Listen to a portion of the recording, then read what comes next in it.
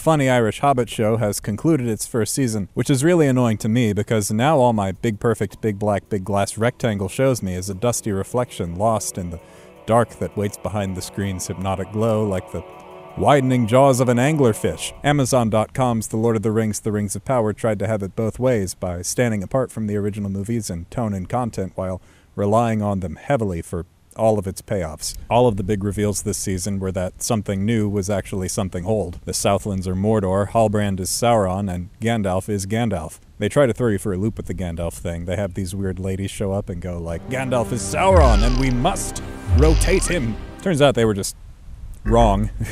I don't know how they could have been. It seems like they studied really hard. The other half of this episode is about the creation of the Rings of Power, which is actually a perfect metaphor for the creation of the Rings of Power. You see, Elf Regis Philbin has a problem. He only has this one little nugget of good and pure material, and he needs to make it stretch. Maybe there was some way of doing more with less. His solution is to melt Galadriel's dagger down and plunk the mithril into it. The showrunners faced a similar problem, and their solution was also to pad out the runtime with Galadriel stuff, most of which was boring, especially Numenor, and especially that Isildur kid. He's nothing. He's nobody. He wants to go west. Why? We don't know. And we're given no reason to care. And then as soon as there's a war, he's like, wait, I don't want to go west. I want to kill. His sister, we understand even less. Her arc is that she's going to college and a boy is talking to her. If that's all she's going to do, then I'd rather watch ABC's Felicity starring Kerry Russell, who was in Dawn of the Planet of the Apes, directed by Matt Reeves, co-creator of ABC's Felicity starring Kerry Russell. To be fair, she does do one thing. In the finale, she finds the Palantir. At first, I was really confused by this. I mean, what could the significance possibly be? She's got no traits or goals. What do I care if she has ball? But then I realized I had forgotten about this critical scene in episode 5 where she says, I've invented a new sport involving 10 white pillars and a lane, but something's missing! Let's see, what else happened in the finale? Miriel's dad dies, and, you know, he rarely spoke and mostly stayed in bed. Since Miriel is blind now, I wonder if they've considered just not telling her. I mean, not to sound insensitive or anything, but you could get a whole season of Mr. Magoo-style hijinks out of that situation. The other big moment in the finale is Halbrand reveals he's Sauron. In a shocking transformation, he goes from looking like he's in a folk band to looking like he's in a more conceptual folk band.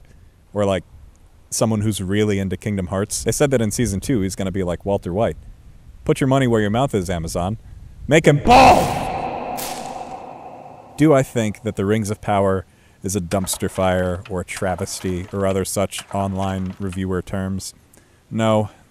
I've seen what that looks like. Will I remember that I watched it a month from now? Probably not. By then I'll have found some other media to fill the enduring silence. Overall, I'd say the show's in a tough spot because its subject matter is too niche to attract most casual viewers, but it's too inconsistent with its source material to really satisfy most of the diehards. In fact, whenever they do reference the deep lore in this show, they do it in a very specific way. Feanor's work nearly turned the heart of the great foe himself. The dwarven test of endurance, fashioned by Aule himself. You didn't say the Hall of Law was assembled by Elros himself. Of Elros Tar-Miniatur, whose host conquered Morgoth himself. Your furnaces are said to be burning as bright as the eyes of Aule himself. Next time, if you want an easy excuse to do more Silmarillion stuff, just have Sauron tell some orc children bedtime stories from the ancient past. He's been alive since the dawn of time. There's nothing he can't talk about. One time, he fought a dog and turned into a vampire. That's really in there. I have one final request for Season 2, and it's much more urgent. You must add to the cast a detestable little imp. I am appalled by this show's lack of gremlins.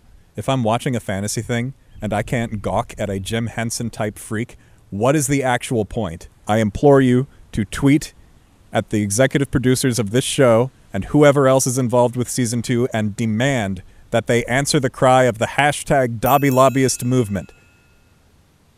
If nothing else, don't even subscribe. Just do this.